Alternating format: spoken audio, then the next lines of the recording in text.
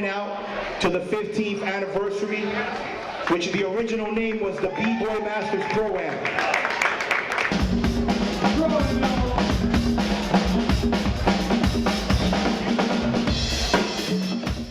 Annual Pro-Am Urban Art Expo has been taking place in South Beach in Miami since 1997.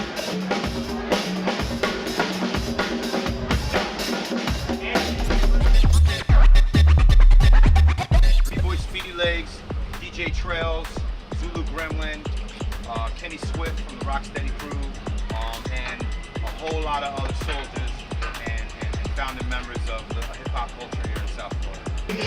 In 1996, I felt I wanted to be able to educate people on the dance style that I gave almost 30 years of my life to. The event is usually 3 to 5 days long and draws thousands of people from South Florida region and across the globe.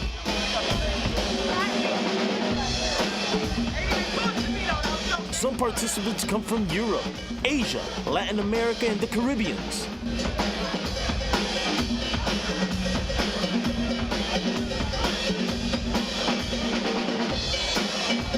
Don't forget your hip-hop elements, Pro-Am 15. So, we're going to keep continuing the battle until we come up with 4 top 4. This is the first conference in the world specifically catering to the advancement of hip-hop dance styles and culture. It features a variety of different competitions and also supports local and upcoming visual artists, DJs, and MCs.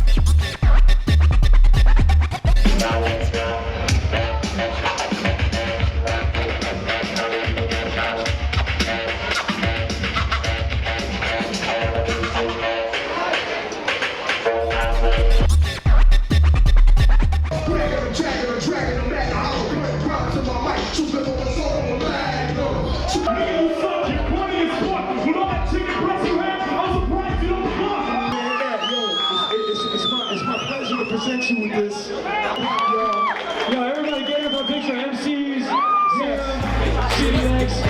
The Pro-Am is considered the most innovative and one of the largest events in the United States when it comes to hip-hop dance styles like breaking, popping, and locking. Throughout the weekend, there are numerous art shows, dance competitions, after parties, concerts, performances, park and beach parties.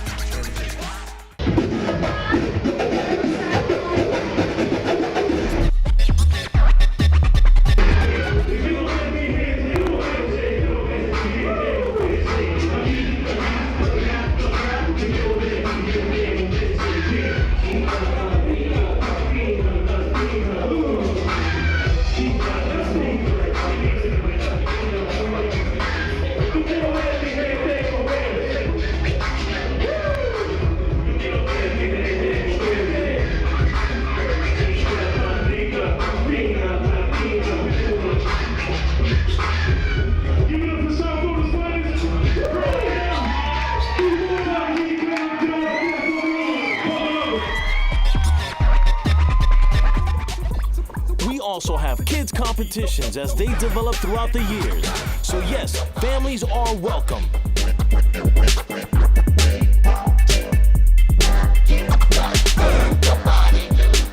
All right. So that's a little bit of history on the Pro-Am, which is now the Dance and DJ Expo. I go by the name of DJ Sama. What's going on, world? How you doing?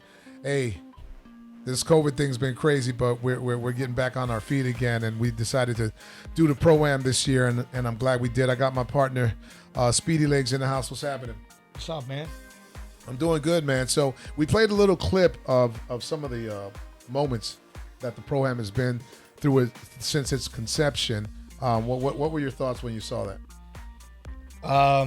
Wow, I've pretty much forgotten about all those good times. Did you feel like hitting the floor? From time to time. Yeah, I know. It's hard to hold back. Now, before we get into some more extra footage, this is exclusive stuff that you guys are going to see right now. This has obviously never been seen before in this collection the way we're going to present it to you. But let's start with some simple stuff. Let's start with your belt buckle. Look at this thing. That's When did you get this made? That's an original belt buckle from 1984. Uh-huh. And it was the chrome plated version. They had the brass version, but I didn't like the brass version because it would lose the lust very quickly. Yeah. So I always liked the chrome ones, and there were very few people that had those. But I had gone to New York and I had gotten me that buckle. Yeah. At the time, that's where I got it. Pretty dope. I used to have one as well. I don't know where it's at right now, so. That'd be nice if you find it. Yeah. So this is I believe this is the first ever Pro-Am proposal, right? No, it's not the first. I mean, there were other ones before that, but I would say this is the most official and professional proposal of its kind that was made at that time. And did it do what it was supposed to? It surely did. You got some money. It got me some money to keep doing pro-ams at the time. Very cool, very cool. That's really what it's all about, to continue the movement. So let's go back to 1997, I believe is the year we're going to be looking at. No, or is it 98? It's gonna be 97. Yeah, let's go back. Because 97 is the official year of the Pro-Am. Even though the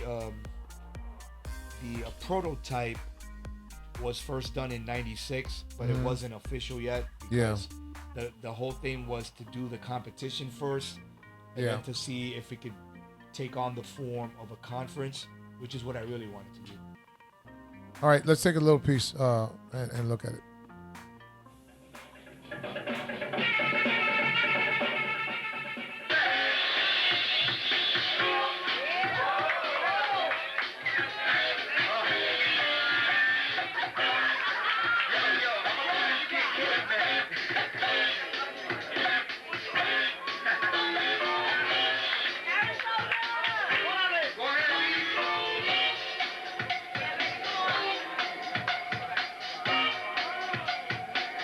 So, back then it was like a small dance floor, not as big as it is now. And it looked like everybody was. That was actually in a record store. Was it in a? And you know what record store it was? It was Specs Music at 163rd Street Mall. Wow. Which my friend Simone was one of the assistant managers, and I told her I wanted to do a b-boy battle in a record store. Uh-huh. And she was cool enough to get me the spot, and we did it there. Specs Music, great place to start off a Pro-Am, man. You know what I mean? Yeah, it sure was. So that's pretty cool. So were people embracing, the whole breakdance scene back then in '97? Yes and no. I mean, some people thought it was still something from the past, but then at the same time, there were new people coming up that were like, wow, this is so cool, and they wanted to be involved doing it. Yeah. So let's evolve to 1998. Now, what was different with 98 that didn't happen in 97? In 98, I expanded more in what I wanted to do and the variations of it. Okay. Like, we did... We're watching a little clip right now. Yeah, some of this footage was shot at a place called Power Studios. Okay. And Power Studios was one of the first art galleries in Wynwood before Wynwood became this big art phenomenon. So this was in the early stages of that, before Wynwood was even recognized as an art, like the center of art now for the whole world. Yeah. That come down there. I see a lot of these b-boys that the moves that they did back then are still being used today. Yeah, they're pretty much standardized moves, and they're the actual first moves of the dance before they kept evolutionizing to what they are now. Yeah, I don't see people pop locking like they used to.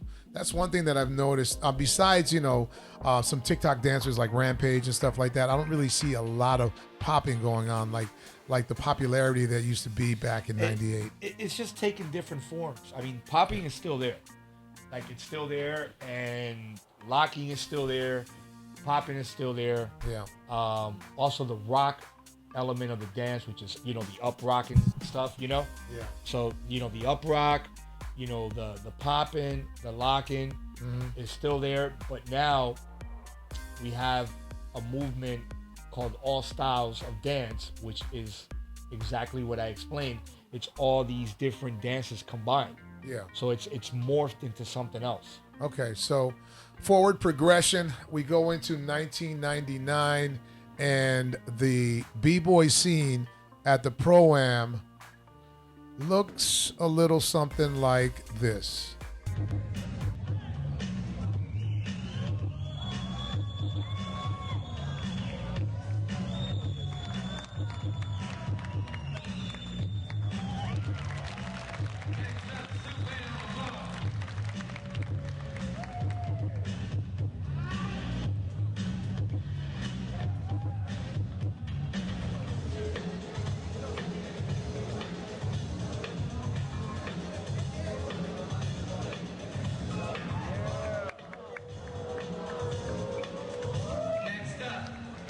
So that was obviously Miami Beach Senior High. Yes, it was. And what you just saw was the headspin battle. Now, in 1999, the Pro-Am started expanding on its categories. You had the classic b-boy style, you had popping, you had locking, you had now the headspin battle. So it's transforming into different divisions. Got you. Because the Pro-Am at the time, besides being a conference, was also an event within the conference. And what you're seeing flashing on the screen right now was the Skills 3000 logo. And I guess that's a clip of me talking on the beach. But the Skills 3000 was the original name for the Pro-Am before it became the Pro-Am, because it was the concept of breaking. So the whole breaking competition was called Skills 3000. Gotcha. But before it becomes that, so getting back to like I was telling you, the Pro-Am started creating different categories, and it was the only dance competition in the world that had 9 different dance competitions for street dance. Yeah, you were already thinking Olympics. You were already thinking competition. You were already thinking TV shows. Forget about, breaking and battling on the streets. Let's take this, to the big lights. Yeah, let's take this to the big arenas. You know what I mean? To the platform. I mean, listen, to me, myself, being a b-boy myself, I always felt happy taking my little boombox, going anywhere to the beach. My favorite place to dance was the beach. Yeah. And I would take my little boombox to the beach on the weekends, and I would like get in the zone, turn my music on, and just kind of dance and attract some of the other friends that I had in the scene, and they would meet me there, and we would have these exchanges with the dance, and that's the actual essence of it. But my goal was to take it from the street and put it on a platform professionally in a tournament setting. Yeah, well, you've been able to do that successfully for almost a good, 20 years plus. So with that, we're gonna go. Actually, with that being said, though, we're not going to go. We're going to stop right here because this is only part 1. Now the Pro-Am jumps into the new millennium. So yes, sir. That's a special moment that deserves a special intro. So we'll be right back.